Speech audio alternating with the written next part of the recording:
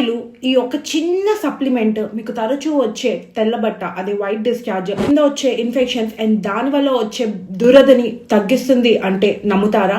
చాలా మంది అనుకుంటారు ఈ తెల్లబట్ట, ఇన్ఫెక్షన్స్, ఇచ్చింగ్ ఇవన్నీ బయట నుంచి వచ్చే క్రిముల వల్ల వస్తున్నాయని.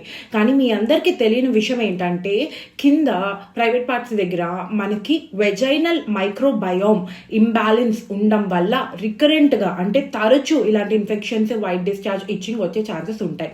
సో ఈ మైక్రోబయోమ్ ఏంటంటే గుడ్ బ్యాక్టీరియా మరియు బ్యాడ్ బ్యాక్టీరియా. ఈ గుడ్ బ్యాక్టీరియా తగ్గిపోతే మనకి తరచూ ఇన్ఫెక్షన్స్ రావడము, వైట్ డిశ్చార్జ్ రావడం లాంటివి జరుగుతాయి. ఈ ప్రాబ్లం కోసం first antibiotics and vaginal washes వాడతారు కదా, ఆ టైం దాకా తగ్గినట్టు అనిపిస్తుంది, మళ్ళీ వస్తుంది. అలా అని తరచూ యాంటీబయాటిక్స్ వేసుకుంటే దాని ఒక సైడ్ ఎఫెక్ట్స్ ఎక్కువ అయిపోతాయి.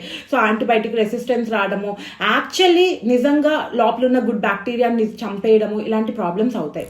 ఇలాంటప్పుడే ప్రోబయోటిక్స్ హెల్ప్ చేస్తాయి. సో ఇవి మీ యొక్క మంచి బ్యాక్టీరియాని పెంచి మీకు తరచూ ఇన్ఫెక్షన్స్ రాకుండా మిమ్మల్ని కాపాడతాయి. నేను చాలా మందికి సజెస్ట్ చేసేది ఫెమి డిలైట్ ప్రోబయోటిక్ అన్నమాట.